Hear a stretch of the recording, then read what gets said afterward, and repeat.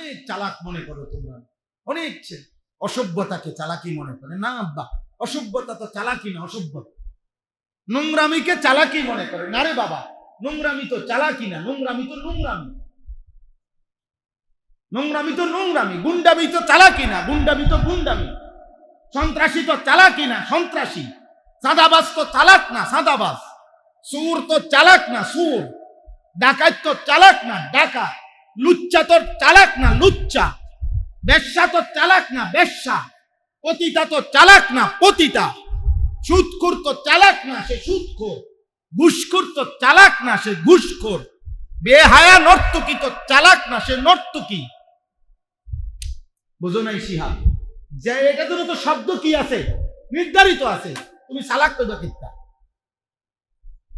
প্রত্যেক পাপীর জন্য পৃথক পৃথক শব্দ আছে না? তো হে চালাক হবে কেমন? ও চালাক হবে কেমন?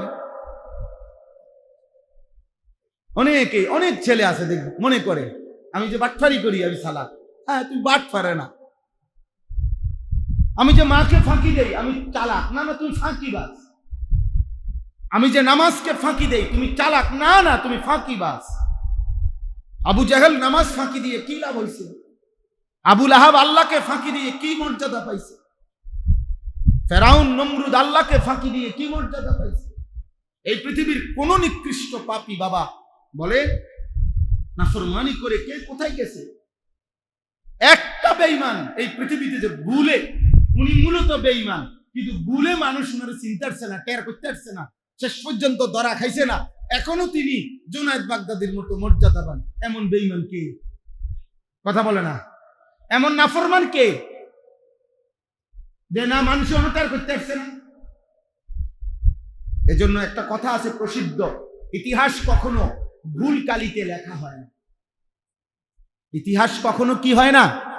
ভুল কালিতে। ক্ষমতার জোর, প্রভাব, শরীরের শক্তি। নবীজি বলছে কসম উম্মত দিনের আলোতে আল্লাহ তাআলা চেহারায় ভাসিয়ে দেয়। এই জন্য মানুষ দেখে নাই তুমি মদ খাইছো, মানুষ দেখে নাই তুমি জুয়া খেলছো, কিন্তু তোমার গুনার চিহ্ন চেহারা দেখেই মানুষ মন্তব্য করে, দেখলেই মনে হয় ফুটতে হবে। এটা কেমনি করলো না তো? বুঝেন নাই কথাটা? আরে তারে দেখতে মনে হয় গাঁজা খোর। হ্যাঁ, চেহারা দেখলে তো মনে হয় সুর। কিরে তুই সুরের মতো এরম এরম করস কা? মানুষ কয় না?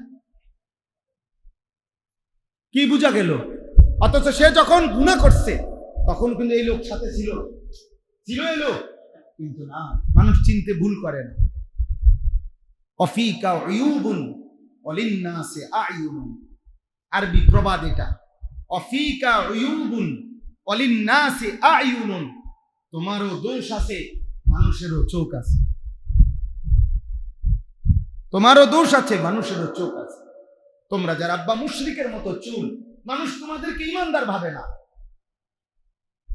তোমরা যারা বেনামাজি, মানুষ তোমাদেরকে ভদ্র ভাবে না রে আব্বা। তোমরা যারা মোবাইলে উলঙ্গ ছবি দেখো, নর্তকী দেখো, মানুষ তোমাদেরকে চরিত্রবান ভাবে না, অসতী ভাবে। হয়তো বলে, নয়তো বলে না, সেটা ভিন্ন বিষয়। বলে কেউ, কেউ বলে না। না বলা মানে তো বাচ্চা গেলা না। যাদের কপালে নামাজ নাই, সেজদা নাই আব্বা, এটা মানুষ বুঝতে ভুল করে না, চিনতে ভুল করে না, ভুল করে না। এই জন্য কোনো একজন ছেলে, কোনো একজন, তোমরা আমাদের পরিচিত ছেলে, আমি এই এলাকার মানুষই বলা যায়। ওই যে মাওলানা শিহাব আমাদের ছাত্র, ও আমার বলতেছে হুজুর ঘোষণা দিয়ে দিতে হবে। আমি বললাম সাইড ফারাও যদি আমার নাম কইয়ে দেওয়ান লাগে আমি কি, তো আমি আজ এত বছর ঘাস কাটি করি। এই গ্রাম তো আমি একবার দুইবার না, বারবারই আসছি, বারবারই আসছি।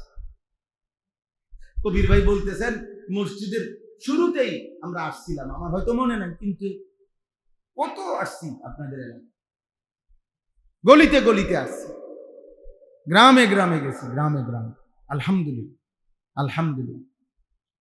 সোনাকান্দা মাদ্রাসায় যখন চাকরি করতাম, কত পায়ে হাইটা হাইটা এই গ্রামগুলোতে আমরা মাহফিলে গেছি, ক্ষেতের লাইলি দিয়ে গেছি, ফইরা পাঞ্জাবি টাঞ্জাবি ফেঁকে কাদা বিজ্জা শেষ। এগুলো নিয়ে ওয়াজ করছি।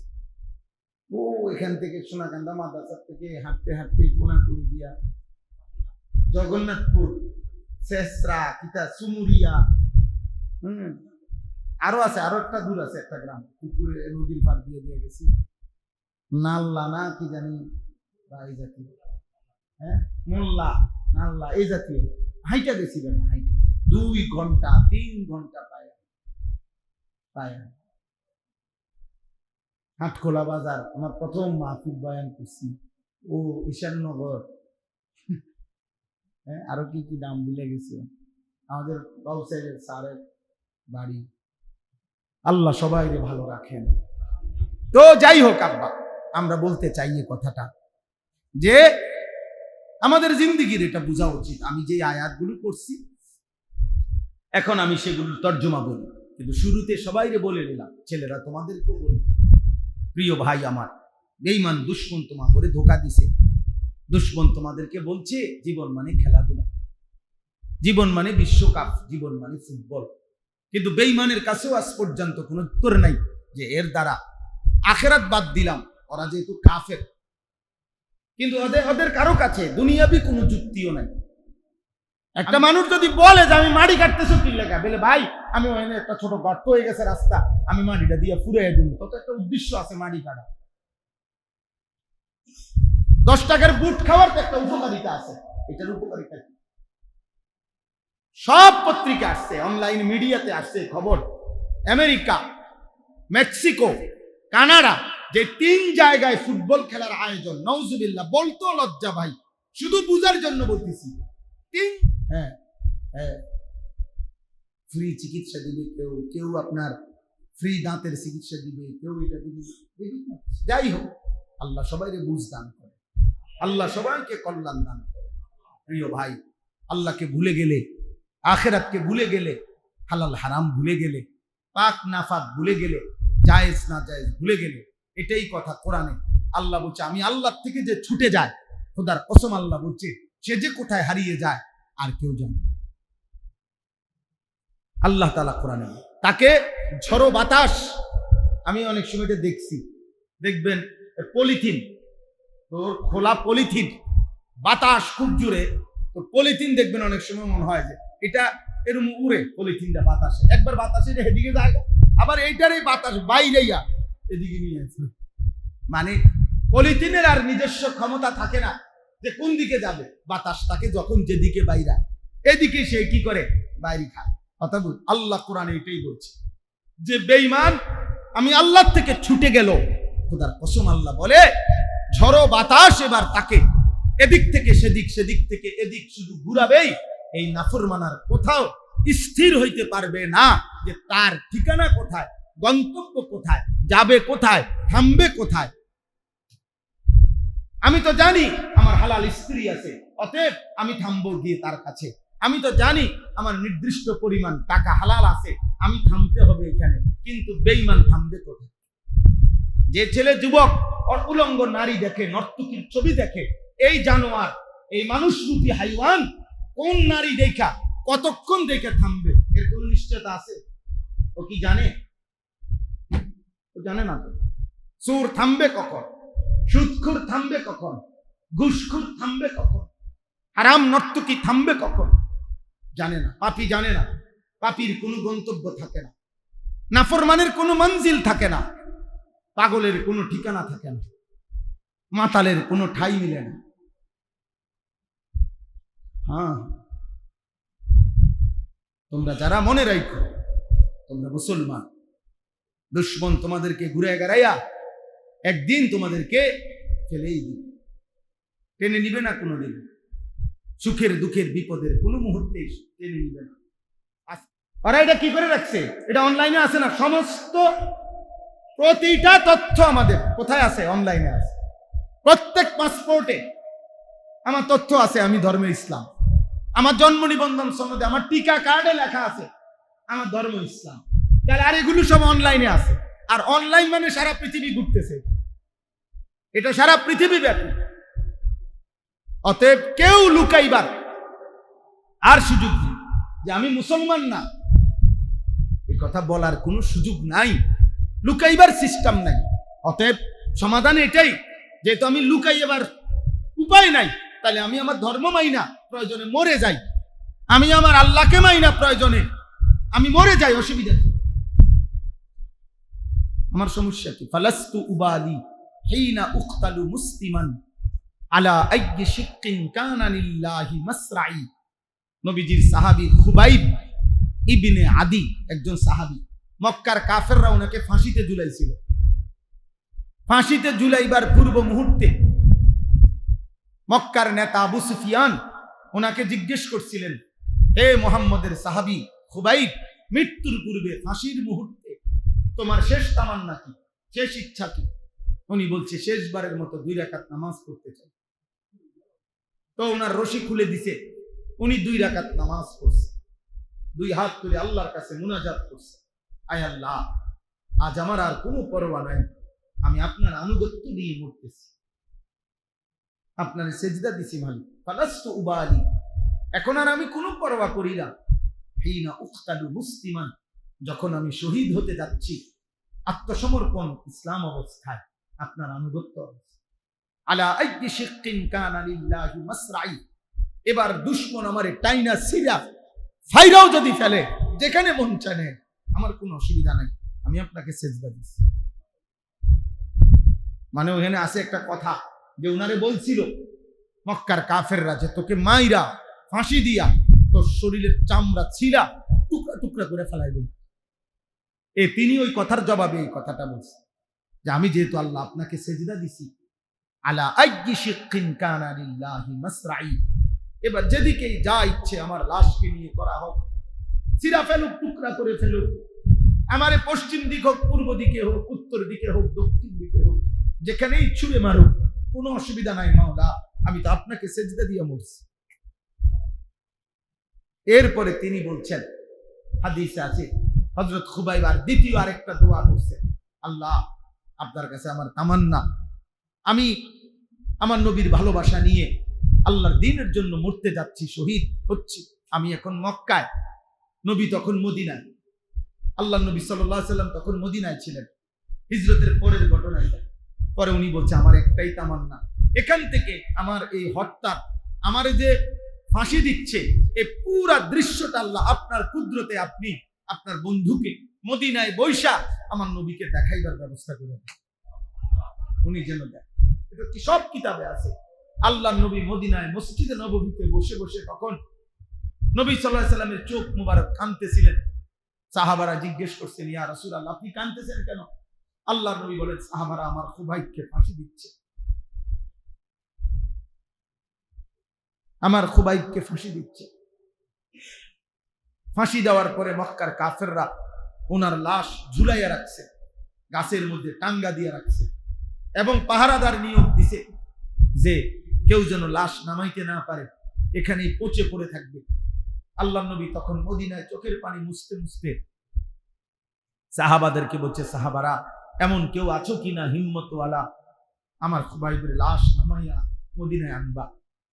আমার খুবাইবের লাশ তো ঝুলাইয়া রাখছে, ওর লাশের তো জানাজা হইতে হবে, দাফন হইতে হবে, তোমরা কেউ হিম্মত করো। একজন সাহাবী হিম্মত করছে, উনি 15 দিন পর্যন্ত গোপনে সফর করতে করতে করতে শেষ রাত্রে, গভীর রাতে, শেষ ফজরের ওয়াক্তের পূর্ব মুহূর্তে ওই লাশের কাছে গিয়া, পাহারাদার যেই দুশমন তখন ঘুমায় রয়েছে, উনি আস্তে এই পবিত্র লাশ নামাইছে। এবং ওই কিতাবে আমরা পড়ছি, ওই সাহাবী বর্ণনা দিছে যে আল্লাহর কসম, 15 দিন পরে আমি যখন লাশ নামাইছি, মনে হয়েছে যেন খুবাইবের পবিত্র রক্ত, তাজা খুন এখনো ঝরতেছে, এখনো লাশের রক্ত ঝরছে। তিনি বলেন, আমি ঘোড়ার পিঠে আমার বুকে নিয়ে খুবাইবের লাশ নিয়ে মদিনায় রওনা দিলাম। ফজরের ওয়াক্ত হয়ে গেল, ওই দুশমন ঘুম ভেঙে গেছে, আর চিৎকার চেঁচামেচি করে মানুষ ডাইকে ফেলছে, লাশ চুরি হয়ে গেছে। এরপরে সবাই হাঁটা খোঁজা শুরু করছে, তারাও ঘোড়া দিয়া।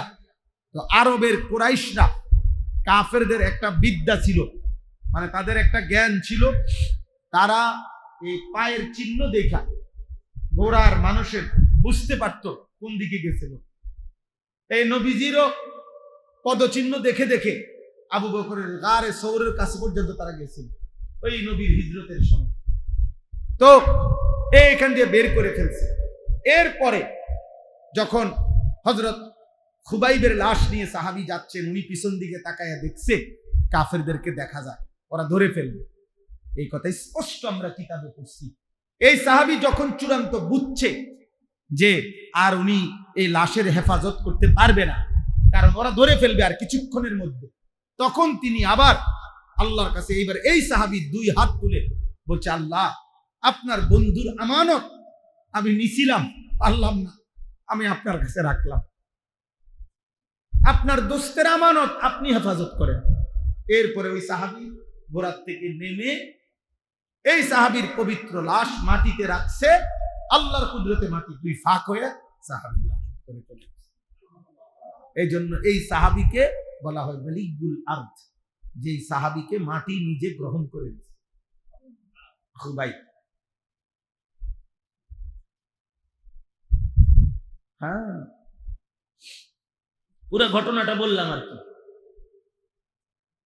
এজন্য প্রিয় ভাই, আল্লাহকে মানো, আল্লাহকে মানো, আল্লাহকে মানো, আল্লাহকে মানো, দিন মানো, সেজদা করো, পৃথিবীতে সম্মানের প্রিয় পাত্র হয়েই থাকবে। আল্লাহকে ছেড়ে নিজ ঘরের মানুষের কাছেও কোনোদিন স্মরণীয় হবে না।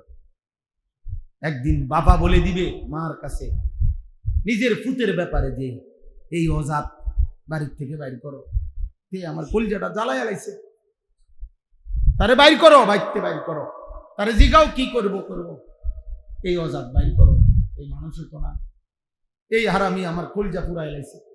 কত বাবা আছে না এমন বলে না? কার ব্যাপারে? আপন পুতের ব্যাপারে।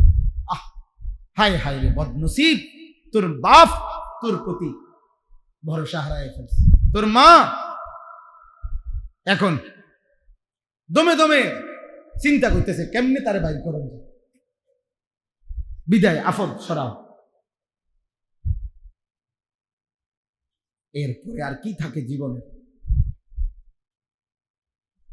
যে সন্তান তার বাবার কাছেও অপছন্দ হয়ে যায়, মার কাছেও, এই নাফরমানের জীবনে আর কি আছে? মোবাইলের নর্তকীও তো নাই, মোবাইলের নর্তকী পাইব কইলে? ওই নর্তকী এটা তার জন্য সাজছে না, তো টাকার জন্য সাজছে। আল্লাহ আমাদেরকে হেফাজত করেন, আল্লাহ আমাদেরকে মাফ করে দেন। এই সূরার 5টা আয়াত আমি তেলাওয়াত করেছি, এবার তর্জমাটা বলি, তাইলে আমার কথা শেষ। আমাদের জীবনের একটা স্বপ্ন, বাবাদেরকে বলি, আপনাদেরকে বলি, জীবনের লম্বা সময় হয়ে গেছে, হায়াতও লম্বা সময় হয়ে গেছে। আমি আজকেও শিহাবের কাছে বলতেছিলাম, আমার 45 বছর, দেখতে দেখতে 45 বছর বয়স। এই সেদিন মনে হয় যে যেদিন আমি আসছি, চাকরি নিছি, বন্যা ছিল 2004 সালে, তো 22 বছর হয়ে গেছে কর্মজীবনের বয়স। তাহলে এই হায়াত শেষ। এই দেখতে দেখতে প্রতিনিয়ত চোখে চশমা বদলাইতে হয়, কোমরে প্রচন্ড ব্যথা হয়, গলায় ব্যথা হয়, শরীরে আগের চাইতে একটু বেশি পরিমাণ বিশ্রাম করতে হয়, ক্লান্তি, এই জিন্দেগি। এই তোমরা ছেলেরাও হয়তো আজকে মোবাইল দেখতে দেখতে দেখতে দেখতে তোমরা কোনো বিরক্তি নাই, ক্লান্তি নেই, নারী দেখতে দেখতে, ছবি দেখতে দেখতে, অশ্লীল দৃশ্য দেখতে, বন্ধুদের আড্ডা দিতে দিতে ঘন্টার পর ঘন্টা অনেকে আছো, আহ কি করছো, কেন করছো, কিছুই জানো না, কিছুই জানো না। আহারে আব্বা, হায়, আল্লাহ আমাদের ছেলেদেরকে হেফাজত করেন। তো এই আয়াত দেখে তর্জমাটা শুনেন, তাইলে কথা শেষ। বিসমিল্লাহির রহমানির রহিম। 11 নম্বর পারা, 11 নম্বর সূরা, সূরা হুদ। এই সূরাটার নাম, যে সূরার আয়াত করছে, সূরা হুদ। কি নাম? একজন নবীর নাম। হুদ আলাইহিস সালাম, একজন নবীর নামে এই সূরা। এই সূরায় পুরা কোরআনুল কারীমের মধ্যে এমন 5টি জাতি, এমন 5 জন নবীর কওমের ঘটনা আছে, যেই 5 জন নবীর জাতি আল্লাহর এই জমিনে সবচেয়ে বেশি নাফরমানি করেছিল এবং নাফরমানিতে সর্বোচ্চ সীমা লঙ্ঘন করেছিল, পাপের সীমা লঙ্ঘন করছে। ফলে আল্লাহ তাআলা এই 5 জন নবীর কওমকে, জাতিকে একেবারে চিরতরে ধ্বংস করে দিয়েছে, পুরা কওম। এরকম নবী হলেন 5 জন। কয়জন? এই 5 জন নবীর নাম হলো নূহ আলাইহিস সালাম 1 নাম্বার, 2 নাম্বার হুদ আলাইহিস সালাম, 3 নাম্বার সালেহ আলাইহিস সালাম, 4 নাম্বার লূত আলাইহিস সালাম, 5 নাম্বার শুআয়ব আলাইহিস সালাম। নূহ আলাইহিস সালাম, হুদ আলাইহিস সালাম, সালেহ আলাইহিস সালাম, লূত আলাইহিস সালাম, শুআয়ব আলাইহিস সালাম। এই 5 জন নবীর কওম, জাতি আল্লাহর নাফরমানিতে সর্বোচ্চ সীমা লঙ্ঘন করেছে। ফলে আল্লাহ তাআলা এই 5 জন নবীর জাতির 10 জন, 20 জন, 50 জন, 100 জন সর্বোচ্চ ইমানদার হয়েছে মাত্র। যেমন নূহ আলাইহিস সালাম 950 বছরে উনার কাছে কালেমা পড়ছে সর্বোচ্চ 80 জন। বাকিদের অবস্থা কি বুঝেন নাই? 950 বছরে ইমানদার হয়েছে কয়জন? মাত্র 80 জন। তাইলে বাকি নাফরমানি করছে বেশি, সীমা লঙ্ঘন করছে বেশি। ফলে আল্লাহ তাআলা এই 5 নবীর উম্মতকে একদম ধ্বংস করে দিছে, সমূলে শেষ করে দিছে, একেবারে গোষ্ঠী শুদ্ধা। কোলের বাচ্চা, পেটের বাচ্চা, নারী, বুড়া, জওয়ান, সুস্থ অসুস্থ সব আল্লাহর আযাব দিয়ে শেষ করে দিছে। এই 5 জন নবীর উম্মতের নাফরমানি, পাপের ঘটনা, আল্লাহর আযাব এবং এই নবীদের দাওয়াত, মানুষকে বুঝানো, এই ঘটনাটা, এই পুরা বিষয়টা সবচেয়ে বেশি লম্বা বিস্তারিত বর্ণনা আল্লাহ এই সূরার মধ্যে করেছে। কোন সূরা? সূরা হুদ। এই সূরা আরো সূরার মধ্যে আছে, কিন্তু এই সূরাতে সবচেয়ে বেশি বিস্তারিত পূর্ণাঙ্গ ভাবে আল্লাহ তাআলা ওই 5 জন নবীর ঘটনা, তাদের দাওয়াত এবং তাদের কওমের নাফরমানি আর আল্লাহর আযাব, এই তিনটা বর্ণনা আল্লাহ বিস্তারিত দিয়েছেন। এই সূরাটা যখন নাজিল হয়েছে আমাদের নবী সাল্লাল্লাহু আলাইহি সাল্লামের উপরে, তখন এই সূরা নাজিলের কিছুদিন পর সর্বপ্রথম তাফসীরে আছে আমাদের নবী সাল্লাল্লাহু আলাইহি সাল্লামের এই সূরা নাজিলের কয়দিন পরে সর্বপ্রথম নবীজির পবিত্র দাড়ি মুবারক, দাড়ি এই একটা বা দুইটা চুল সাদা হয়ে গেছে প্রথম। তখন হযরত আবু বকর সিদ্দিক রাদিয়াল্লাহু তাআলা আনহু এটা খেয়াল করছে, আর নবীজিকে বলছেন, ইয়া রাসূলুল্লাহ কাদ শিবতা, হে আল্লাহর নবী আপনি দেখি বুড়া হয়ে যাচ্ছেন, আপনার চুল, দাড়ি মোবারকের চুল তো পাকা শুরু হয়ে গেছে। তখন নবীজি চোখের পানি ফেলে হযরত আবু বকর সিদ্দিককে বললেন, আবু বকর, গত কয়দিন আগে যে সূরা হুদ আমার উপরে নাজিল হয়েছে, আর এই সূরার মধ্যে আল্লাহ তাআলা পূর্ববর্তী জাতির নাফরমানির যেই বর্ণনা দিছে এবং আযাবের যেই ভয়ানক বর্ণনা দিছে, এই নবীজি তখন বলছেন, শাইয়াবাতনি হুদ, আবু বকর খোদার কসম, হুদ সূরা আমারে বুড়া বানায় দিয়েছে। আমার এই সূরা নাজিলের পর থেকে, এই ছেলে, এই দোস্ত, বেয়াদবি করো না, আব্বা বাইরে হয়ে যাও, আব্বা বাইরে হয়ে যাও। তোমার মতো 2-4 জন ফালতু না শুনলে কোনো অসুবিধা নাই আব্বা, দয়া করে আল্লাহর রাস্তায় মসজিদে বেয়াদবি করো না। যদি খিচুড়ি খাও তো খিচুড়ি খেতে টাইমে আইসো, আব্বা দিব একটু পরে, ঘোষণা দিয়ে দিব।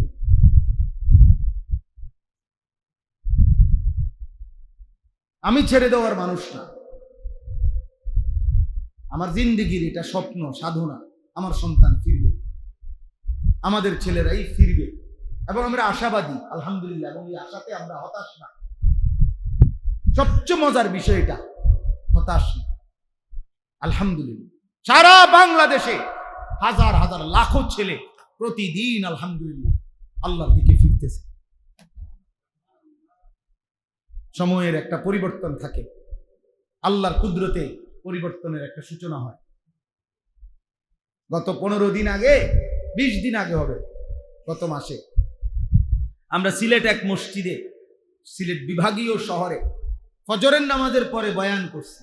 আলহামদুলিল্লাহ, ফজর ক্যাম্পেইন আমার একটা কাজ আছে সারা বাংলাদেশে। আমি ফজর ক্যাম্পেইনের কাজ করি, অর্থাৎ ফজরের নামাজের মুসল্লি বৃদ্ধির চেষ্টা করি জায়গায় জায়গায়। এটা নিয়ে আমি আলাদা সময় দিই যুবকদেরকে। আমার এগুলা নিয়ে অনেক ছেলে পেলে আছে যারা এই কাজটা করে সারা দেশে। ফজর ক্যাম্পেইন কই আমরা এটারে। ক্যাম্পেইন মানে প্রচারণা, ইংরেজি শব্দ, অর্থাৎ ফজরের জন্য প্রচারণা করি আমরা। আলহামদুলিল্লাহ, জায়গায় জায়গায় ছেলেরা এখন এই কাজটা করে। তো সিলেট বিভাগের ছেলেরা আমাদের যারা, তারা সিলেট বিভাগীয় শহরের একটা বড় মসজিদ 3 তালা, ওইটার মধ্যে বলছে হুজুর আমরা ফজর ক্যাম্পেইনের পক্ষ থেকে ফজর বাদ বয়ানের ব্যবস্থা করছি, আপনি আসবেন। আমি ইনশাআল্লাহ ফজরের পরেই বয়ান হবে। ফজরের পরে বয়ান করার জন্য, ফজরের নামাজ পড়ার জন্য যখন আমি যেই বাসাতে ছিলাম রাত্রে, ওই বাসার থেকে ফজরের ওয়াক্তে আসতেছি তখন এই মসজিদে, তখন এই আসার পথের আধা ঘন্টা দেখছি যে এই পরিমাণ সাইকেল দিয়া ছেলে মসজিদে আসতেছে ফজরের নামাজের জন্য। আর আমি সাথে বসা ছিল মনসুর ভাই, যার বাসায় ছিলাম। আমি মনসুর ভাইরে বললাম, মনসুর ভাই দেরি হয়ে গেছে, আপনি আসতে হইতে পারে, আপনি গিয়া আজ ইনশাআল্লাহ আপনি হয়তো ফজরের নামাজের জন্য ইমাম সাহেবের তালায় জায়গা পাইতেন। এমনি কইতেছিলাম হাসতে হাসতে। এবার আমি বললাম, মনসুর ভাই আমার স্বপ্ন এটা, একদিন এমন হবে জুমার নামাজের জন্য যেমন মুসল্লি গেটে দাঁড়ায় থাকে, ইনশাআল্লাহ একদিন ফজরের নামাজের জন্য মুসল্লি এরকম দাঁড়ায় থাকবে। মসজিদ কমিটি বলবে যে ফজরের মুসল্লি জায়গা হয় না, মসজিদ বাড়াও, 2 তালা করো, 3 তালা করো। ঠিক কইতেছি, গাড়ি থামছে মসজিদ বরাবর, মুয়াজ্জিন বলতেছে, হুজুর যেই তালা ইমাম সাহেব দাঁড়ায় 2 তালা, এনে একজন মানুষ দাঁড়ায়। আলহামদুলিল্লাহ, 3 তালা মসজিদ একটি বিভাগীয় শহরে। এটা কোনো ছোটখাটো মসজিদ না, পুরো মসজিদ কানায় কানায় পূর্ণ ছিল। আমি বক্তার সফলতা বলতেছি না, নাউজুবিল্লাহ, খুদার কসম। আমি বক্তা কত বড় এটা বুঝাইতেছি না, আল্লাহর কসম না, আমি বুঝাইতেছি আল্লাহর দিকে মানুষ ফিরতেছে, আল্লাহর দিকে। এরপরে শিহাব এই বয়ান শেষে 9টা বাজে, এরপরে বয়ানে গেছি যেখানে আরো আশ্চর্য, সেটা হলো সিলেটের একেবারে গহীন এলাকা চা বাগানের শ্রমিকদের জন্য আমাদের মাহফিল ছিল সকাল 9টায়, শুধু চা শ্রমিক। আলহামদুলিল্লাহ, সেখানে গিয়েও দেখছি ভরপুর মানুষ চা শ্রমিক আল্লাহর কথা শুনতে বসে আছে। তার মানে বলার উদ্দেশ্য, আলহামদুলিল্লাহ, বাংলাদেশে তোমরা শুনো ছেলেরা, ঢাকা শহরে কামরাঙ্গীর চরে হিজড়াদের জন্য, হিজড়া এই 3য় লিঙ্গের মানুষ যারা, তাদের জন্য নিয়মতান্ত্রিক মাদ্রাসা চালু হয়েছে। এবং ইতিমধ্যে হিজড়া মহিলা, হিজড়ারা 3 খতম 4 খতম সহি শুদ্ধ কোরআন খতম করে ফেলছে। আমি নিজ হাতে কুমিল্লা চান্দিনা মাদাইয়ার মাঝামাঝি একটা জায়গায়, এখানে বেদে সম্প্রদায় থাকে, আমি নিজের হাতে আজ থেকে 5-7 বছর, আরো বেশি 8-10 বছর আগে ওদের মাহফিল চালু করছিলাম 2000 টাকা চাঁদা দিয়া। আমি নিজে, আলহামদুলিল্লাহ, ওই মানুষের বাদ্যা, এই বাদ্যার ঘরে আল্লাহর কসমে কোরআন হাতে বলতেছি, আমি নিজে বাদ্যার 4টা ফুট নিজের হাতে হাফেজে কোরআন পাগড়ি মাথায় দেওয়াইছি। বাদ্যার ফুট হাফেজে কোরআন। বাদ্যা বোঝেন না, নৌকা থাকে তারা। জি, এটা সময়ের পরিবর্তন, এটা মালিকের ফয়সালা, বোঝো নাই? বৃষ্টি যখন আসে তার আগে ঠান্ডা বাতাস বইতে থাকে। বৃষ্টির আগের বাতাস বইলেই যেই কোনো বুদ্ধিমান মানুষ বুঝে যে এই বাতাসটার ঠান্ডাটাই আলাদা, সে বুঝে বৃষ্টি আসতেছে, ইমানের বিজয় আসতেছে। আলহামদুলিল্লাহ, ইসলামের বিজয় আসতেছে সারা পৃথিবী। তখন সেদিন ইনশাআল্লাহ হয় মাহদির পক্ষে যাবে, নয় দাজ্জালের পক্ষে। ইমান আমলওয়ালা হইলে ইনশাআল্লাহ মাহদিকে পাইবা, ইমান আমলওয়ালা না হইলে বেঈমান দাজ্জালের পক্ষে চলে যাবে। খালাস। আল্লাহ তোমাদের সবাইকে কবুল করে, আল্লাহ তোমাদের সবাইকে কবুল করে। চলেন তর্জমাটুকু শুনেন।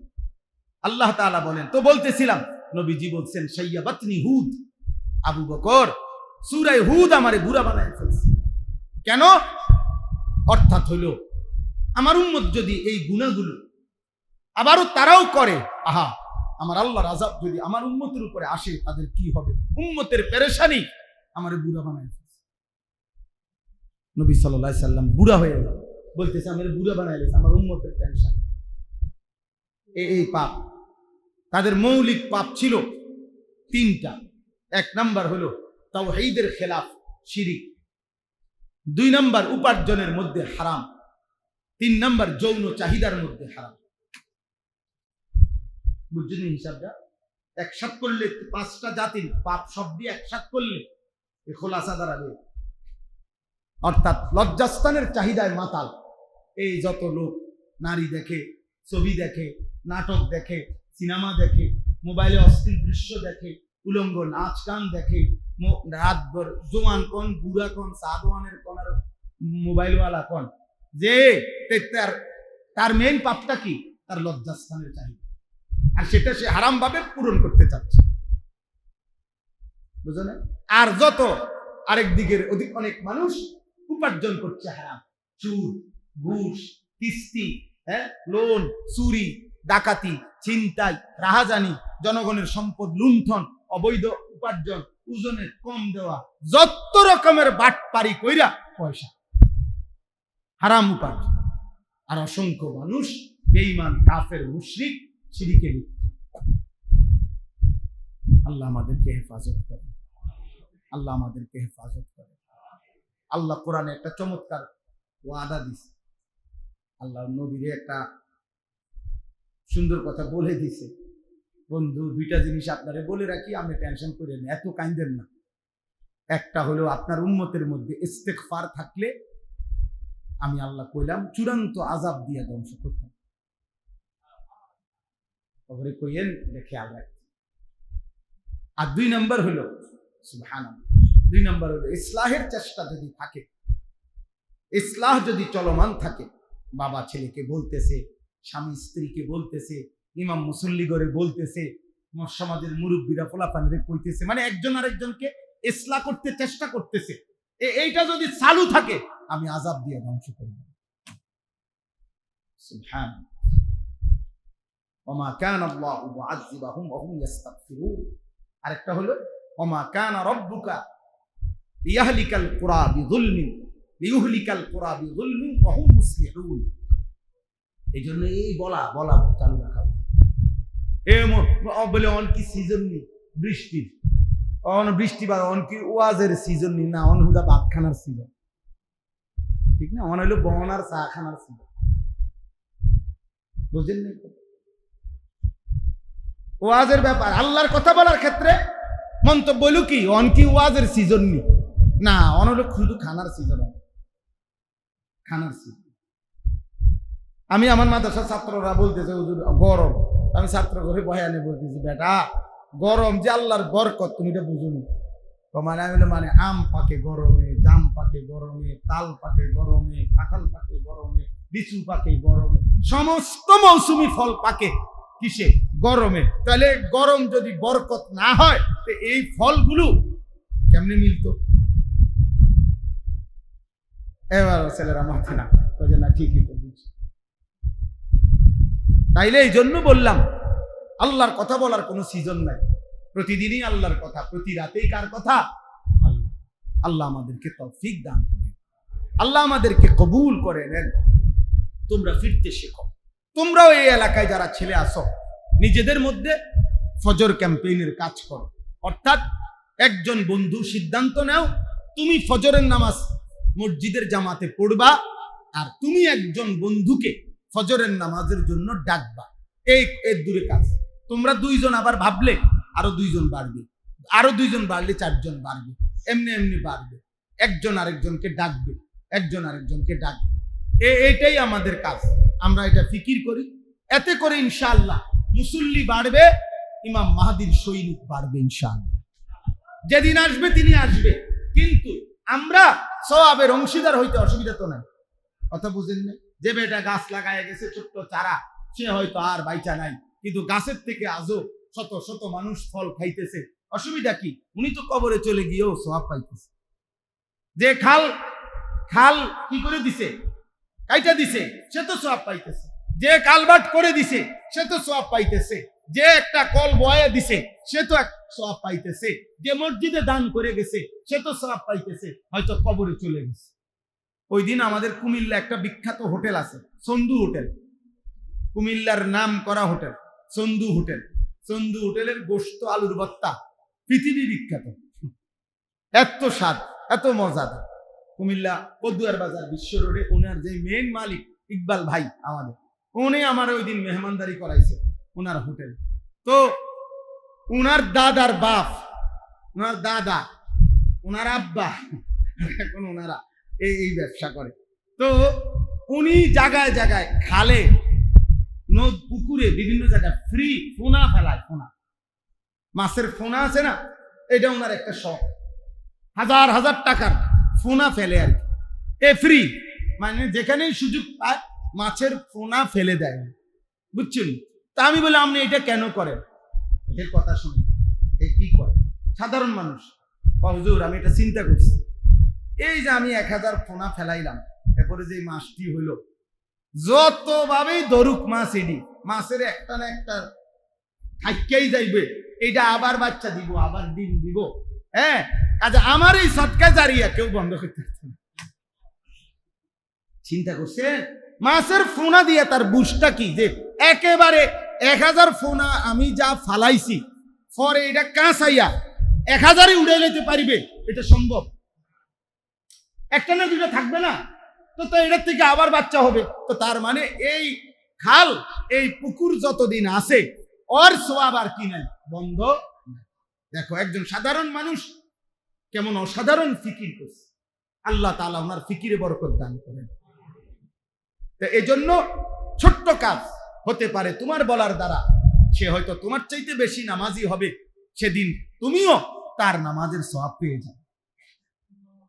আল্লাহ তাআলা আমাদের সবাইকে তৌফিক দান করেন। এই আয়াত 5টার মূল বক্তব্য একটাই কথা। আমি একটা কথা বলার জন্য বিস্তারিত তাফসীর না, একটা কথা হলো আল্লাহ তাআলা বলছে, বান্দা তোমার কাছে আমার একটাই কথা, আমার নবীর মাধ্যমে আল্লাহ তাআলা বলছেন, বান্দা তোমাদের সকলের কাছে আমি আল্লাহর কথা হলো, প্রতিনিয়ত তোমাদের পাপ হবে, আমি জানি, আমল ছুটে যাবে, তোমরা ঘাবড়াইও না। তুমি শুধু সিদ্ধান্ত রাখো, আমি পাপ করব না, আমি গুনাহ করব না, আমি আমল ছাড়ব না। তবে যখনই পাপ হবে, যখনই আমল ছুটবে, আমি জানি ছুটবে, আল্লাহ বলছে কোনো ঘাবড়াইও না বান্দা, ওয়া আনিস্তাগফিরু রাব্বাকুম, আবার পুনরায় গুনাহ ছেড়ে দিয়ে আল্লাহর কাছে মাফ চাও। সুম্মা তুবু ইলাইহি, আবার ইবাদত শুরু করে আল্লাহর কাছে ফিরে আসো। আল্লাহ বলছে যখনই গুনাহ হবে ছেড়ে দাও, মাফ চাও, আবার ইবাদত শুরু করে আবার আল্লাহর কাছে তওবা করো, মানে ফিরে আসো। তওবা মানে ফিরে আসা। এই ইস্তিগফার এবং তওবা তোমার জীবনের সাথে মিলাইয়া রাখো। তুমি সিদ্ধান্ত নাও, গুনাহ আমি করব না, আমল আমি ছাড়ব না। আর যখনই গুনাহ হবে, যখনই আমল ছুটে যাবে, ইস্তিগফার এবং তওবা তোমার জীবনের সঙ্গী বানাও। কি জিনিসকে সঙ্গী বানাইতে কইছে? ইস্তিগফার এবং তওবা। এই দুই কথার অর্থ কি? ইস্তিগফার মানে হলো গুনাহ ছেড়ে দিয়ে মাফ চাওয়া, তওবা মানে ইবাদত শুরু করে আল্লাহর কাছে ফিরে আসা। এই কথাইটাই। 1 নাম্বার হলো আপনি গুনাহ ছেড়ে দিয়ে মাফ চাইতে হবে। 2 নাম্বার হলো আবার ইবাদত শুরু করে আল্লাহর কাছে ফিরতে হবে। ইবাদত শুরু না করে তওবা হয় না, গুনাহ ছেড়ে না দিয়ে মাফ চাইলে আল্লাহর কাছে ইস্তিগফার হয় না। এটা সব কিতাবে আছে। আমনে মিথ্যা মিথ্যার জায়গাত, চুরি চুরির জায়গাত, সুদ সুদের জায়গাত, কিস্তি কিস্তির জায়গাত, সাদওয়ানের নাটক দেখার জায়গাত, বিড়ি আমনের পকেটে, হারাম টাকা আমনের পকেটে, গালি আমনের মুখে, নর্তকি দেখা আমনের চোখে, সব জায়গাত রাখা যেমনে যেটা জায়গাত এমনি রইছে। এবারে কেবল আস্তাগফিরুল্লাহ রাব্বি, কিতা মানে কি, কিটা ঘটনা কিতা কথা কয় না কি রাস্তা ঘুরিলে কইতে আছে মানে কোনটা রুছে বুঝেন নাই কথাটা গুনারে গুনার জায়গাত রাখা আপনি কি রাস্তা ঘুরিলে কইতে আছেন মানে কি এবারে পকেটে বিড়ি এবারে কয় আস্তাগফিরুল্লাহ এবারে এই মাত্র আইছে সাধু আনতে টেলিভিশন চাইয়া আবার গিয়েই বিসমিল্লাহ করে হেনে বলবো এবারে কয় আস্তাগফিরুল্লাহ এমন আস্তাগফিরুল্লাহর উপরে আস্তাগফিরুল্লাহ এমন তওবার উপরে কি হ্যাঁ আল ইস্তিগফারু বিলা ইকলাইন আনিজ যুনুব তাওবাতুল কাদ্দাবিন গুনাহ বর্জন না করে মাফ চাওয়া খোদার কসম কিতাবে আছে এটা মিথ্যাবাদীর তওবা তাওবাতুল কাদ্দাবিন মিথ্যুকের তওবা মিথ্যাবাদী এটা মিথ্যুক কিসের আস্তাগফিরুল্লাহ কিসের আস্তাগফিরুল্লাহ এমন আস্তাগফিরুল্লাহর উপরে কি পাকিস্তানের একজন বড় বুজুর্গ কুতবে আলম আরিফ বিল্লাহ হযরত মাওলানা শাহ হাকিম মোহাম্মদ আখতার রাহমাতুল্লাহি আলাইহি উনার একটা ঘটনা হযরত লিখছেন যে হযরত সফরে যাইতেছেন হজে বিমানের মধ্যে উনি ইহরাম পরা ওনার পাশেও একজন ইহরাম পরা হাজী দুজনে হজে যাইতেছে তো এই পাশে যেই হাজী সাহেব হজে যাইতেছে ইহরামের কাপড় পরা উনি ওই বিমানের মহিলা যারা বিমানবালা এরা অনেক সুন্দরী রূপসী এদের কাপড় চোপড় কম এরা আপনার অনেকটা বেপর্দা থাকে তো এই হাজী সাহেব এই পাশে যিনি বসছে উনি ওই এই হযরত এই বুজুর্গকে বলতেছে মহিলাদের দিকে তাকাইয়া এই বেড়া ইহরাম পরা অবস্থায় তাকাইয়া আছে আর কি মহিলাদের দিকে তাকাইয়াই নিজে নিজে বলতেছে আস্তাগফিরুল্লাহ আস্তাগফিরুল্লাহ হযরত ये कैसा मंजर है আস্তাগফিরুল্লাহ আস্তাগফিরুল্লাহ হযরত এটা কি দৃশ্য মহিলাগুলোর এই অবস্থাটা পর্দা পুশিদা কই তখন এই কিতাবে আছে যে হযরত তখন ওই আল্লাহ ওয়ালা এরে বলছে উনারে ভাই তেরি আস্তাগফিরুল্লাহ পর আস্তাগফিরুল্লাহ তোমার আস্তাগফিরুল্লাহর উপরে কি আস্তাগফিরুল্লাহ মানে এটা কি ধরনের আস্তাগফিরুল্লাহ তুমি তো তাকাইয়াই রইছো বেডির দিকে চাইয়া চাইয়া কও আস্তাগফিরুল্লাহ এটা বুঝি আস্তাগফিরুল্লাহ पहले तो नजर हटाओ फिर আস্তাগফিরুল্লাহ পড়ো এই তখন উনি বলছে আরে আগে তো চোখ সরাও আগে কি সরাও এরপরে কি পড়ো আগে গুনাহ ছাড়ো এরপরে কি পড়ো এটারে কয় তওবা এটারে কয় ইস্তিগফার হ্যাঁ তো এজন্য এটাই শেষ কথা আল্লাহ বলেন যদি গুনাহ হয়ে যায় যদি আমল ছুটে যায় গুনাহ ছেড়ে দিয়ে আমল শুরু করে কি করো ইস্তিগফার করো তওবা করো বিনিময়ে কি হবে সুবহানাল্লাহ আল্লাহ বলেন ইউমাত্তিউকুম মাতাআন হাসানান ইলা আজালিন মুসাম্মা আল্লাহ বলে যদি সত্যিকার ইস্তিগফার আর তওবা করো আমি আল্লাহ ওয়াদা দিলাম বাকি যেটুকু হায়াত এই পুরা হায়াত তোমার জীবনের সমস্ত প্রয়োজনীয় উপকরণ হালাল এবং পবিত্র দিয়ে আমি পূরণ করে দেব সব প্রয়োজন পূরণ করব তবে হাসানান উত্তমটা দিয়ে নারীর চাহিদা তোমার আমি পূরণ করব পবিত্র স্ত্রী দিয়ে নর্তকী দিয়ে না বেশ্যা দিয়ে না পতিতা দিয়ে না মোবাইলের উলঙ্গ নর্তকী দিয়ে নয় তোমার চাহিদা পূরণ করে দেব আমি পবিত্র স্ত্রী টাকা দরকার টাকা প্রয়োজন তোমার টাকার চাহিদা পূরণ করব হালাল টাকা দিয়ে সুদের টাকা না কিস্তির টাকা লাগবে না লোনের টাকা লাগবে না বাটফারির টাকা লাগবে না আমি তোমার চাহিদা পূরণ করব হাসানা হাসানা উত্তমটা দিয়ে এই জন্য 10,000 টাকার ইমাম ঠিক এই মাস পুরা মাস চলতে পারে লাখ টাকার হারাম খোর কিস্তি চলে 4টা ইনকাম আছে কিন্তু লাখ টাকা বেচা কিনা আছে লাখ টাকা কিস্তি যায় না ওই যে হারাম হারাম খায় সুদ নিছে কিস্তি নিছে অভাব যায় অয়ুক্তি কুল্লাদি ফদলিন ফদলা আর আল্লাহ তাআলা বলে দ্বিতীয় পুরস্কার হলো যদি ঠিকমতো ইস্তিগফার করো তওবা করো আমি আখিরাতে তোমার প্রত্যেকটা আমলের সর্বোচ্চ বিনিময় জান্নাত দিয়ে দেব ওয়া ইন তাওয়াল্লাউ আর যদি আমি আল্লাহর কথা থেকে মুখ ফিরিয়ে নাও তো আল্লাহ বলে নবী আপনি বলেন ফা ইন্নী আখাফু আলাইকুম আযাবা ইয়াউমিন কাবীর আমি আল্লাহ তোমাদের ব্যাপারে আমি নবী আল্লাহর আযাবের ভয় করছি। কবরে আযাব হবে, আখিরাতে আযাব হবে, জাহান্নামে আযাব হবে, দুনিয়াও লাঞ্ছিত হবে। কাফের মুশরিকরাও চায় ওদের দিকে নিতে, ইমানদাররাও চায় ওনাদের দিকে না। কারণ যেই কোনো স্বপ্ন, ইচ্ছা, পরিকল্পনা বাস্তবায়নের জন্য প্রধানতম হাতিয়ার হলো যুব সমাজ, যুবকরা, নওজোয়ানরা। হাদিসের মধ্যে আছে, হযরত আব্দুল্লাহ ইবনে মাসউদ রাদিয়াল্লাহু তাআলা আনহু বলেন, কুন্না নাগজু মা রাসূলিল্লাহ সাল্লাল্লাহু আলাইহি ওয়াসাল্লাম ওয়া নাহনু শাবাব। তিনি বলেন যে আমরা নবীজি সাল্লাল্লাহু আলাইহি সাল্লামের সাথে প্রত্যেকটি যুদ্ধে অংশগ্রহণ করেছি এবং আমরা সকলেই ছিলাম যুবক। ওয়া নাহনু শাবাব, তাহলে নবী সাল্লাল্লাহু আলাইহি সাল্লাম সশরীরে যুদ্ধে অংশগ্রহণ করেছেন 9 বছরের ভিতরে 27টি যুদ্ধ নবীজি নিজে অংশগ্রহণ করেছেন। মদিনার 9 বছরে 27টি যুদ্ধ, তাহলে গড়ে বছরে 3টা যুদ্ধ, 3 নং 27। 10ম বছর তো ইন্তেকাল করছে। তো তিনি বলেন আমরা প্রত্যেকটা যুদ্ধে নবীজির সাথে ছিলাম। কেন ছিলাম? ওয়া নাহনু শাবাব, আমরা তো যুবক, আমরা পিছপা হব এটা হতেই পারে।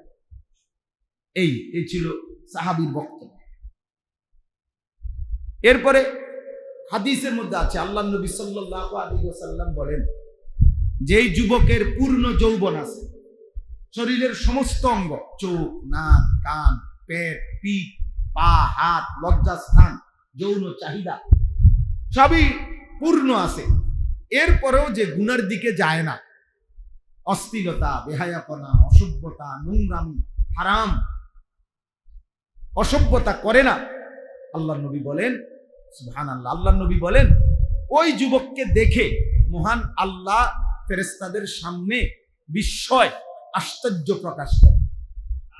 খুদ আল্লাহ তাআলা বলে ফেরেশতাদের কাছে, দেখো আমার বান্দাকে আমি পূর্ণ যৌবন দিলাম সবকিছু করার মতো, কিন্তু সে তবুও গুনাহ করছে। ইন্না রাব্বাকা লা ইয়াজাবু লিশাব্বি লা সাবওয়াতা লাহু, এই হাদিসটা। নিশ্চয়ই আল্লাহ ওই যুবককে দেখে আল্লাহ অবাক হয় যে যুবকের যৌবন সত্ত্বেও, লা সাবওয়াতা মানে হলো মাইলুন ইলাল হাওয়া, মনের হারাম চাহিদার প্রতি যার আগ্রহ নাই, গুনার প্রতি যার আগ্রহ নাই, গুনার থেকে যে ফিরে থাকছে, অথচ যুবক। আল্লাহ তাআলা সেই যুবককে দেখে আল্লাহ পর্যন্ত অবাক, আশ্চর্য বোধ। এই জন্য তোমরা 10 জন ছেলে হও, একজন হও, যদি কেউ বুঝো ভাইয়া, তাহলে এটা বুঝা উচিত। বুঝার বয়স কিন্তু যৌবন, শেখার বয়স যৌবন, জ্ঞান অর্জনের বয়স যৌবন। হযরত জিবরাইল আলাইহিস সালাম, হাদিসে আছে, হযরত জিবরাইল আলাইহিস সালাম মানুষের আকৃতি নিয়ে নবীজি সাল্লাল্লাহু আলাইহি সাল্লামের কাছে আসছেন। এসে নবীজি সাল্লাল্লাহু আলাইহি সাল্লামের সামনে এসে একদম মুখোমুখি বসছেন। বসে নবীজিকে 3টা বিষয়ে জানতে চাইছেন। 1 নাম্বার বলছেন মাল ঈমান, ঈমান কি? নবী সাল্লাল্লাহু আলাইহি সাল্লাম উত্তর দিয়েছেন। এরপরে বলছে মাল ইসলাম, ইসলাম কি? নবী সাল্লাল্লাহু আলাইহি ওয়াসাল্লাম উত্তর দিয়েছেন। এরপরে বলছে মাল ইহসান, ইহসান কি? নবীজি উত্তর দিয়েছেন। এরপরে বলছে মাতাস সাআ, কিয়ামত কোন দিন হবে? নবীজি উত্তর দিয়েছেন। এরপরে বলছেন ওমা আমারাতুহা, কিয়ামতের আলামত কি কি? নবীজি উত্তর দিয়েছেন। এরপরে জিবরাইল চলে গেছেন। আল্লাহ নবী সাহাবাদেরকে বললেন, হাদা জিবরিল, এতক্ষণ যে আমার সামনে বসে মানুষের আকৃতিতে যে লোকটি কথা বলছে সে জিবরিল। ইউআল্লিমুকুম দীনাকুম, তোমরা কিভাবে দ্বীন শিখবা, ইলম শিখবা, আল্লাহ নবীর কাছ থেকে ইলম শিখবা কিভাবে, সে তোমাদেরকে পুরা কাইফিয়ত, পুরা পদ্ধতিটা শিখায় গেল। কেমনে বসছে এটা তোমরা দেখছো, কেমনে আসছে, কি পোশাক পরা, শরীরের অবস্থাটা কি কি জানতে চাইছে, এসবটা তোমাদেরকে সে শিখাবে। তো ওইখানে আছে যে এখানে আল্লাহ নবী বুঝাইতে চাইছে তোমরা তার পুরো বিষয়টা খেয়াল করো, তার শরীরের দিকে তাকাও, তার চুলের দিকে তাকাও, তার পোশাকের দিকে তাকাও, তার বসার ঢঙ্গের দিকে তাকাও, তার জিজ্ঞাসার ঢঙ্গের দিকে তাকাও। এই সব কিছুই তোমাদের অনুসরণের বিষয়, শিক্ষণীয় বিষয়। তো ওইখানে আছে জিবরাইল আলাইহিস সালাম আসছেন, যে হযরত ওমর রাদিয়াল্লাহু তাআলা আনহু বলেন, আমরা দেখলাম ওনার দুইটা বৈশিষ্ট্য আমরা দেখছি। এক নাম্বার শাদীদু বায়াদিশ ওয়া সিয়াবে শাদীদু সাওয়াদিশ শার। ওনার এক নাম্বার হলো ওনার গায়ের যে পোশাকটা ছিল এটা একেবারে ধবধবে সাদা, একদম পরিষ্কার পরিচ্ছন্ন সাদা পোশাক, এলো এক। দুই নাম্বার হলো শাদীদু সাওয়াদিশ শার। ওনার চুল দেখছি আমরা, উনি যে আসছে মানুষের আকৃতিতে, চুলগুলো একদম ঘন কুচকুচে কালো, একদম কালো, মানে একটা চুল কোনো সাদার চিহ্ন কি নাই। তাইলে বোঝা গেল উনি 60 বছরের বুড়া মানুষের আকৃতি ধরে আসছে। এটা বোঝা গেল। 60 বছরের মানুষের চুল সবগুলো, দাড়ি এবং মাথার চুল ঘন কুচকুচে একদম সব কালো থাকে না, না। তাহলে বোঝা গেল উনি আসছেন যে এটা হলো যৌবনের যুবক সুরতে। কারণ যুবকের চুল একদম ঘন কি কুচকুচে কালো, যেখানে একটা চুলও কি নাই, সাদা নাই। তাহলে বোঝা গেল তিনি শিখায় গেলেন যে এলেম অর্জনের, জ্ঞান অর্জনের সর্বোত্তম সময় হলো যৌবন, যুবক। এই জন্য আমি দিবানিশি, আমার কথা হলো, আমি রোদ বলেন, বৃষ্টি বলেন, বান তুফান বলেন, সব অবস্থায় যাই বলি, যখনই বলি, যেটুকুই বলি, বিশেষভাবে মুসলিম কিশোর নওজোয়ানদেরকে বুঝাইতে চেষ্টা করি। এই কারণে বুঝাই যে যদি কিছু হয় আগামীর পৃথিবীতে ইসলামের জন্য, তো তোমাকেই লাগবে।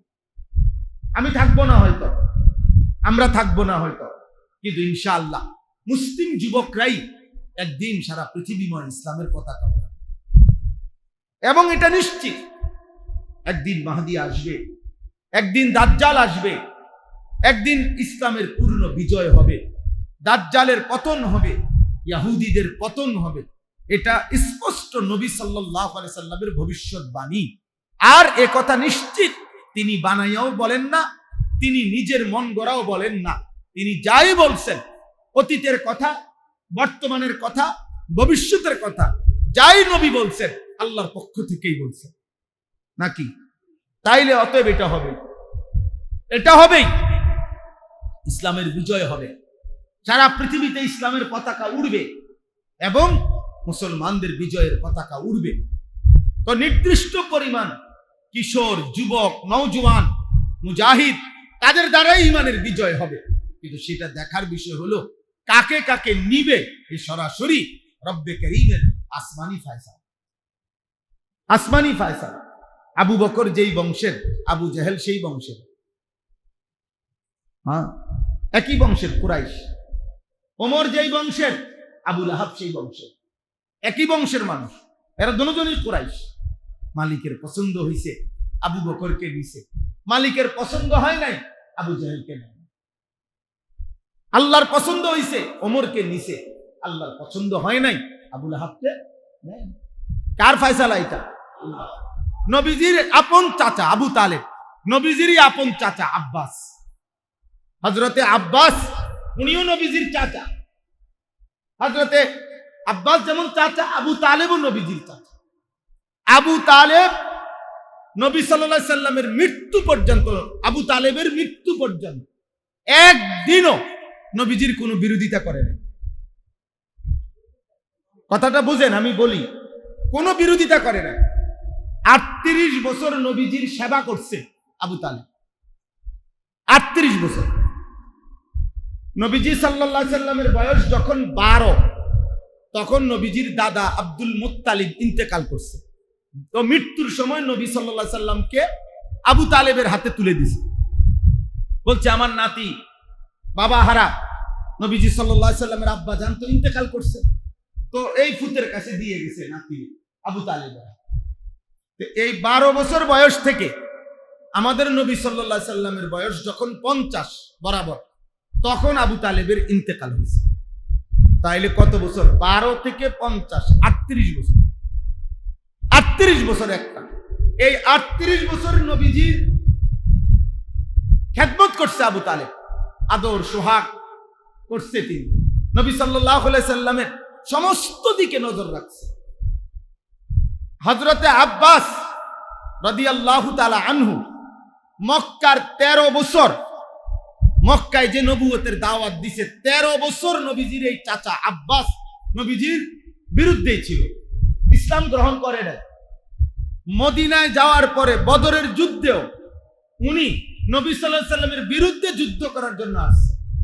আব্বাস বদরের যুদ্ধে উনি বন্দী হইছে, এই 70 জন বন্দীর মধ্যে উনি একজন বন্দী। এইভাবে এত লম্বা সময় যিনি ছিল, উল্টা আল্লাহর ইচ্ছা হইছে, আল্লাহ আব্বাসকে কালেমা দিছে, ঈমান দিছে, কিন্তু 38 বছর যে সেবা করছে আবু তালেব, উনি বেঈমান হয়েই মারা গেছে। এখন এটার কি ব্যাখ্যা? এটা আমনে আমার কি কি সিদ্ধান্ত? এখানে আপনি আমি এখানে কোনো মতামত পেশ করার অধিকার আছে নি? কথা বলেন না। আপনি আল্লাহর লগে কইতে পারবেন নি যে আল্লাহ আপনি এটা কি করলেন? বুঝেন নাই কথা?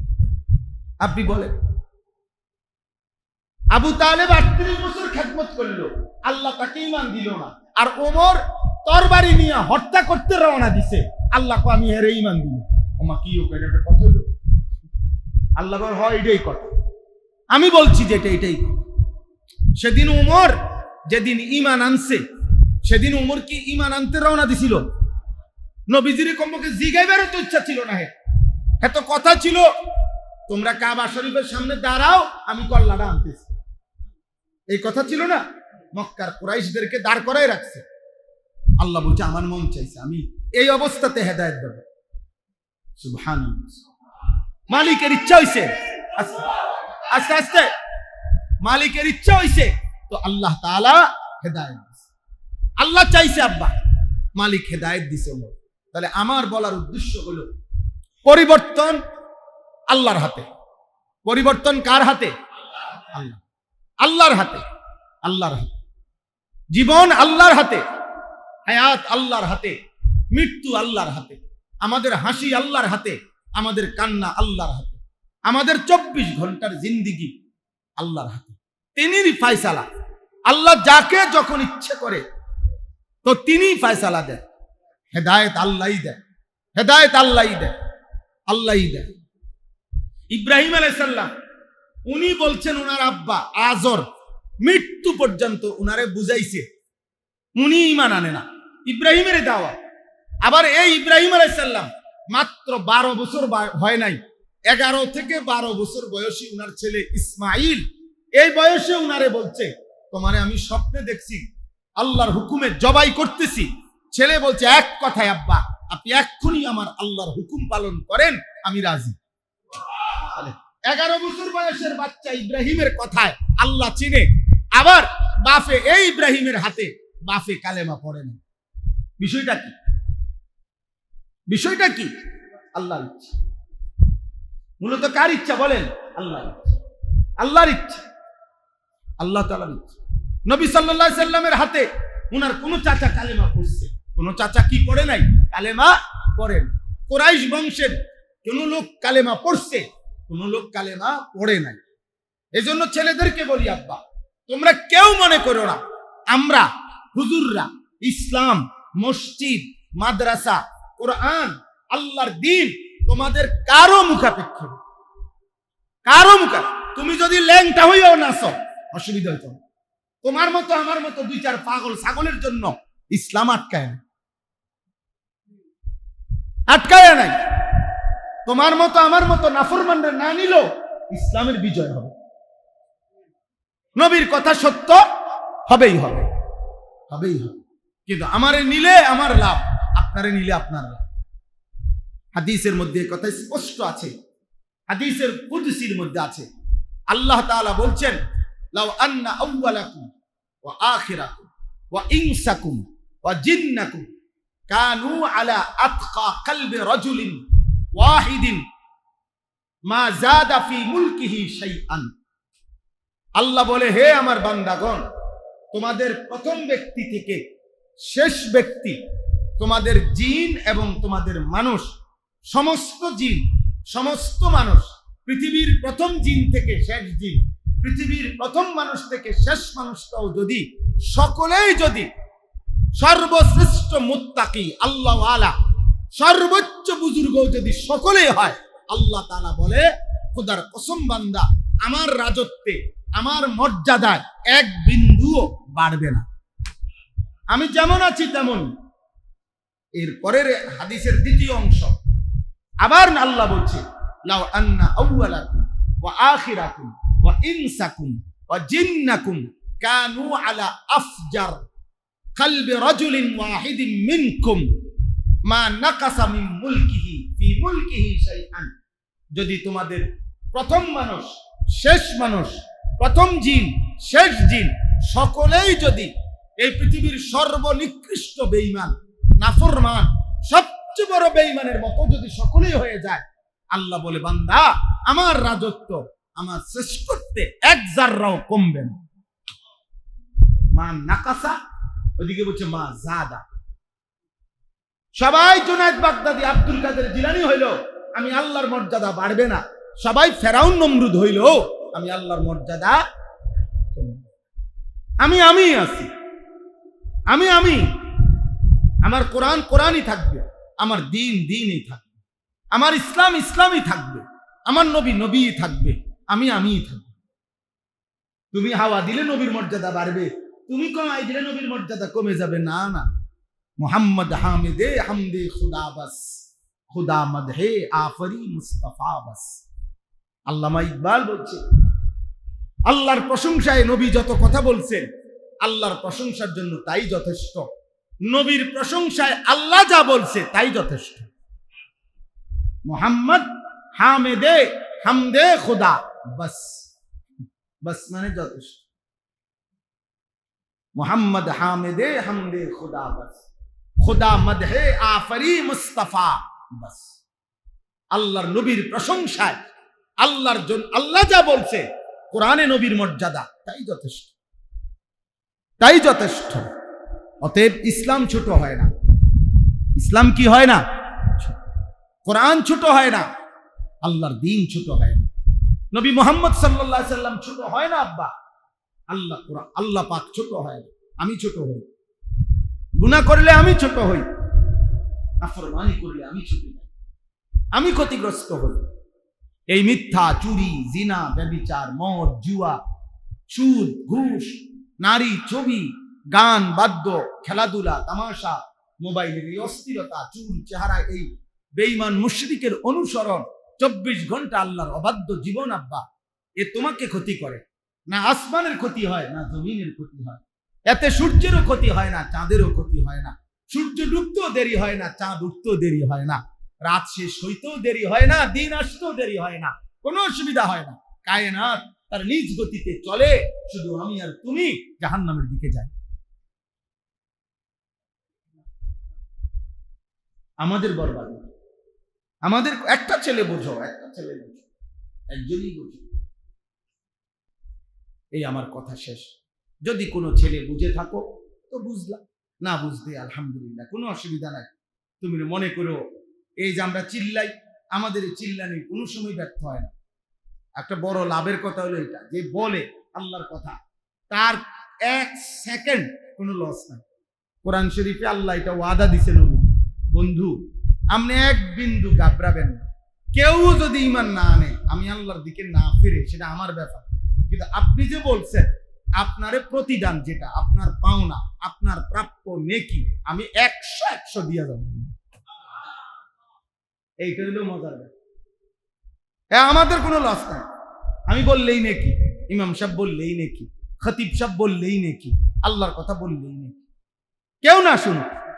কারণ হাদিসে আছে, এই পৃথিবীতে এমন নবী পৃথিবীতে ছিল গেছে, যেই নবীর 300 বছরে 100 বছরে যেই নবীর দিবা নিশি কালেমার দাওয়াত দিছে, কিন্তু একজনও কালেমা পড়ে নাই এমন নবীও কবরে গেছে, বুঝো নাই? তো তাহলে ওই নবীর নেকি কো? হ্যাঁ, নেকি তো ওই মানুষে দেয় না, নেকি দেয় কে? তার অসুবিধা কি?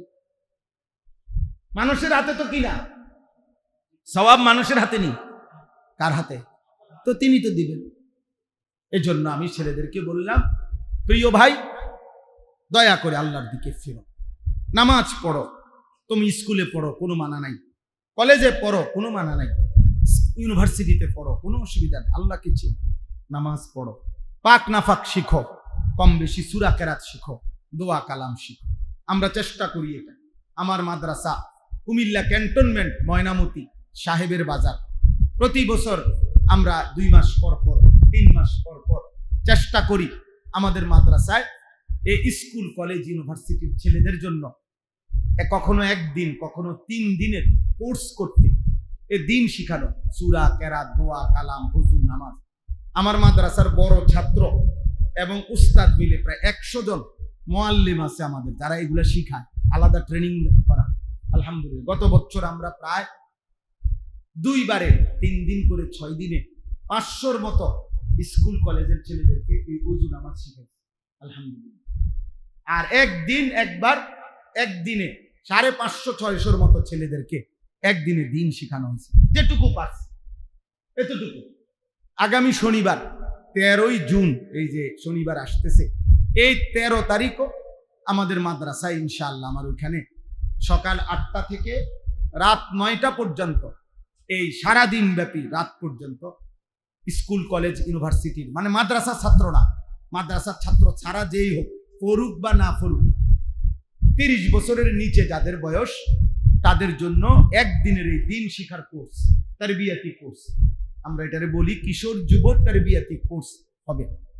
সকাল 8টায় শুরু হবে ইনশাআল্লাহ, দুপুর পর্যন্ত পড়ানো হবে ওযু, নামাজ, সূরা কেরাত, দোয়া কালাম। হ্যাঁ, যাদের এই 10 জন 15 জন ছাত্র করে করে গ্রুপ করে করে আমরা শিখাই। আর জোহরের পরে 2:30টা থেকে এশা পর্যন্ত বয়ান হবে। আমি নিজেও ইনশাআল্লাহ, আল্লাহ যদি সুস্থ থাকে, হায়াত থাকে, থাকবো, আমার উস্তাদ, আমার শায়েখ আল্লামা মুফতি মুশতাকুন নবী কাসিমি হুজুর আসর থেকে মাগরিব বয়ান করবেন। আমাদের বাংলাদেশের অন্যতম বক্তা, অনেক বড় আলেমে দ্বীন আল্লামা মুফতি আরিফ বিন হাবিব দামাত বারাকাতুম, তিনি মাগরিব থেকে এশা বয়ান করবেন ইনশাআল্লাহ। এখানেও যারা যুবক ভাই আছো, যাদেরই সুযোগ হয় যাওয়ার চেষ্টা করবা। সকাল 8টায় শুরু হবে, রাত 9টা পর্যন্ত, এশা পর্যন্ত। যাওয়া আসার শুধু গাড়ি ভাড়া তোমাকে নিজের। আর ওখানে যাওয়ার পরে সকালের নাস্তা, দুপুরের খাবার, রাত্রের খাবার ইনশাআল্লাহ আল্লাহ তৌফিক দিলে এটা আমাদের জিম্মাদারি, আমরা ইন্তজাম করব। মানে কাউ কোনো টাকা পয়সা কিছুই দিতে হবে না, শুধু দিন শিখবে।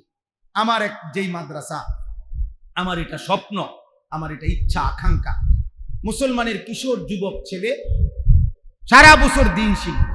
বছরের যেই কোনো দিন মুসলিম ছেলেরা, বাবারা যেন যেই কোনো দিন আইসা দিন শিখতে পারে, যে যেটুকু সময় আছে। আমার এই আশা নিয়ে আমি একটা বড় জায়গা কিনছি সেখানে ক্যান্টনমেন্ট, 1 একর 15.5 শতক, মানে 115.5 শতক জায়গা, 2,67 লাখ টাকা জায়গাটার দাম। তো এই আশা এলো, এখানে একটা 2টা মাদ্রাসা হবে, একটা ছেলেদের মাদ্রাসা রাখো, আরেকটা হলো এই সর্বশ্রেণীর মুসলমানদের জন্য মাদ্রাসা। সারা বছর আমার স্লোগান হলো, যে আসবে যখন দিন শিখবে তখন, যার সময় যতক্ষণ দিন শিখবে তখন। 3 ঘন্টা হলে 3 ঘন্টাই শিখবে, 30 ঘন্টা হলে 30 ঘন্টা, যে যেটুকু সময় নিয়ে আসে দিন শিখবে। আলাদা মাদ্রাসা করার ইচ্ছা। তো এই জায়গাটা কিনতে গিয়ে 2,67 লাখ টাকা জায়গাটার দাম। আলহামদুলিল্লাহ, আমরা একটা ছোট্ট হ্যান্ডবিল সবার কাছে সারা বাংলাদেশে দেই, একটা আশা নিয়ে। আজ ওই কাগজে একটা আবেদন আছে।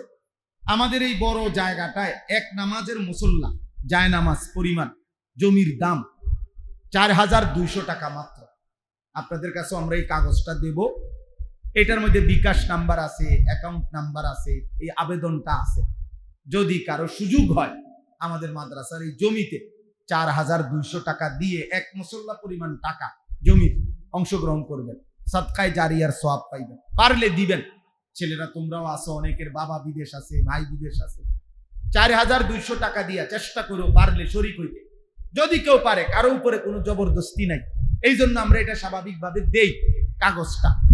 যেই পারেন শরীক থাইকেন, পারলে দিয়েন। আলহামদুলিল্লাহ এই 1 বছরে আসার কথা হলো, আশ্চর্য শুনেন, 1 বছরের ভিতরে এই 4200 টাকার এই অল্প অল্প দানে এই পর্যন্ত 1,78,00,000 টাকা সুদ হয়ে গেছে। আশ্চর্য না? এই অল্প অল্প দানে। এবং আরো বড় কথা হইল, এই 1,78,00,000 টাকা যে সুদ করছি মানুষের দানে, এর মধ্যে বড় অংশের টাকা 3/2 টাকা মহিলাদের। মা বোনরা সবচেয়ে বেশি দান করছে। সারা বাংলাদেশ থেকে বিকাশে টাকা আসে, মহিলা, শুধু মহিলারা। আশ্চর্য! আল্লাহ তাআলা যত মা বোন দিছেন আল্লাহ সবাইকে কবুল করেন। যত বাবারা দিছেন, কেউ বেশিও দিছে, আরো অনেক বেশি। 30 লাখ টাকাও এক ভাই দিছে। শুধু 15 টাকা একটা ছেলে দিছে। 10 টাকার একটা নোট, 5 টাকার একটা পয়সা। আমি তার টাকাটাও মহব্বতের সাথে নিছি, আমার তারও চিনি আমি। আবার 30 লাখ টাকা যে দিছে আমি তাকেও চিনি। সবাই দোয়া পাইবে। অর্থাৎ এটা একটা ফিগার বলছি, এক মুসল্লা পরিমাণ। কমও দিতে পারবেন, বেশিও দিতে পারবেন। আল্লাহ তৌফিক দান করেন।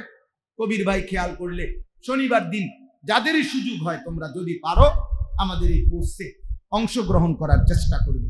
এই চারিপাড়া, এই মসজিদ, আজকের এই আয়োজন, আলহামদুলিল্লাহ আমাদের মহব্বতের অনেক ছেলে পেলে এখানে আছে, অনেক নওজোয়ান আলেম আছে। আল্লাহ তাআলা সবাইকে কবুল করে নেন, আল্লাহ সবাইকে ভালো রাখেন। যারা মাদ্রাসায় পড়ুয়া, তালেব, ওলামায়ে কেরাম, নওজোয়ান, ইমাম, সবার কাছে অনুরোধ হইল, নিজ নিজ জায়গায় মানুষের কল্যাণে, যুবকের কল্যাণে নিজের ওলামায়ে কেরামের সাথে পরামর্শ করে দ্বীনি কাজ আরো করলে ভালো হবে। এখন সিজন কিন্তু পরিবর্তন, এটা বাস্তবতা। এখন বাস্তবতা, এখন সিজন লিচু, এখন লিচুই খাইতে হবে।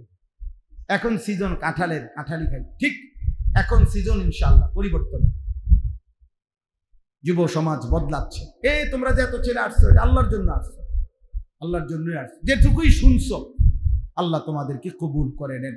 শেষ কথা হইল, যথাসম্ভব চেষ্টা করো এই ব্রাজিল আর্জেন্টিনার খেলার অথবা এই খেলাগুলোর উন্মাদনা বাদ দাও। এই খেলার সাথে কোটি কোটি টাকার নারী, জিনা, ব্যভিচার, মদ, জুয়া, এগুলো সম্পৃক্ত আছে। তোমরা পারলে খবর নাও, তোমরা পারলে খবর নাও। এই 3 দেশে মিডিয়াতে আসছে এটা। 3 দেশে, যে 3 দেশে আমেরিকা, কানাডা, মেক্সিকো, যে 3 জায়গাতে বিশ্বকাপ ফুটবলের খেলা হবে, 3 জায়গাতেই বর্তমানে সবচেয়ে বেশি চাহিদা হলো সেখানে যে সমস্ত নারী যৌনকর্মী দেহ বিক্রি করে তাদের। এটাই পত্রিকা আসছে। অর্থাৎ সেখানে জিনা, ব্যভিচার, মদ এবং অনলাইনে কোটি কোটি টাকার জুয়া, এই হবে, খেলা হবে, তামাশা হবে। না দুনিয়ার কোন উন্নতি আছে, না আখিরাতের। এর দ্বারা পৃথিবীতে একটা মানুষ বলো যে ভাই এই ফুটবল খেলার দ্বারা পৃথিবীতে যুদ্ধ বন্ধ হবে? এই পৃথিবীতে হত্যা, খুন, ধর্ষণ, ব্যভিচার বন্ধ হবে এই পৃথিবী? তাহলে মানবতার কি উন্নয়ন, পৃথিবীর কি উন্নতি? এখানে কিচ্ছু নাই, কিচ্ছু নাই। ওরা মাটি কাটলেও তো এর চাইতে ভালো আছিল, চিরা বাইজলেও তো একটা ভালো আছিল, মুড়ি বাইজলে একটা ভালো আছিল। কত মুড়ি বেচে লাভবান হইতো, মাটি কাটলেও তো 400 টাকা রোজ পাইতো। পৃথিবীর উন্নতি লাভ কার? ওই যারা খেলতেছে, যারা আয়োজক, যারা টিম, তাদের কোটি কোটি টাকা, ডলার, কোটি কোটি টাকা আয় হইতেছে, আয় হইতে। খেলোয়াড়, আমি ইচ্ছা করে নাম বলতেছি না, এমন খেলোয়াড়, বিশ্ববিখ্যাত দলের বিশ্ববিখ্যাত খেলোয়াড়, 2টা বাচ্চা নিয়ে, একটা মহিলা নিয়ে, এরপরে ক্যামেরার সামনে স্পষ্ট বলতেছে আমাদের 9 বৎসরের সম্পর্কের পরে 2টি সন্তান নিয়ে আমরা এখন বিবাহ বন্ধনে আবদ্ধ হচ্ছি।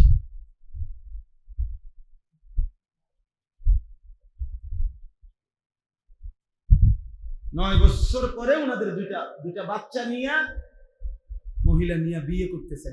তাহলে এর আগের গুলো কি ছিল?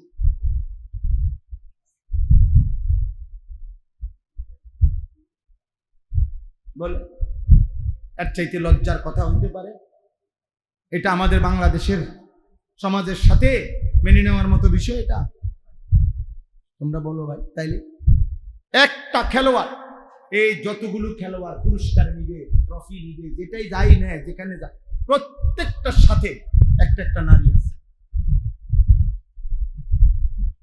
তাহলে 3 দেশে 3টা উদ্বোধনী অনুষ্ঠান হবে, 3টা উদ্বোধনী অনুষ্ঠানে অর্ধ উলঙ্গ নারী নর্তকী নাচবে। তো ফুটবল খেলার সাথে নর্তকীর নাচের কি সম্পর্ক? আল্লাহ আমাদেরকে বুঝনা। আমি লম্বা সময় দিলাম, উদ্দেশ্য হইল আবার যাদের লম্বা সময় আল্লাহ হায়াত দিলে না আয়ন লাগে।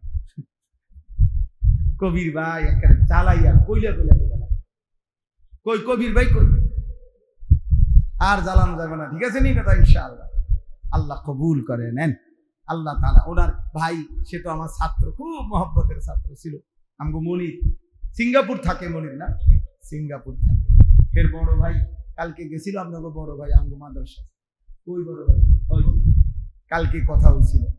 তো আল্লাহ তাআলা সবাই ভালো রাখেন। আমগো রবিউলের আব্বা কো মারা গেছেন না, আমাকে রবির আব্বা, আমি তো শুনি নাই ভাই। হ্যাঁ, ও অনেক মহব্বত করতো, আমার অনেক খেদমত করছে এই ছেলেটা, অনেক সোনাকান্দা থাকতে ও আমারে অনেক খেদমত করতো। রবি, মনির এরা আল্লাহ সবাই ভালো রাখে। দেখছেন, আমি জানিও না উনি মারা গেছে, ওনার আমি তো চিনি। এই গত বছর এক মাহফিলে যিনি আমার দাওয়াত দিছে, উনি ওই মাহফিলের সভাপতি। তো ওনার ভাই ঘোষণা দিবে নাম, আমি পোস্টার এটা হাতে দিছি, মানে আমি দেখতেছি ওনার নাম লেখা আছে সভাপতি মাহফিলে। তো আমি না ওনার নাম বলবো, আমি উনি আমার উস্তাদ, ওই যিনি সভাপতি আমার সরাসরি উস্তাদ ছিল। পরে আমি ওই ওনার ভাইরে বলতেছি যে আমি বয়ান শেষ করি,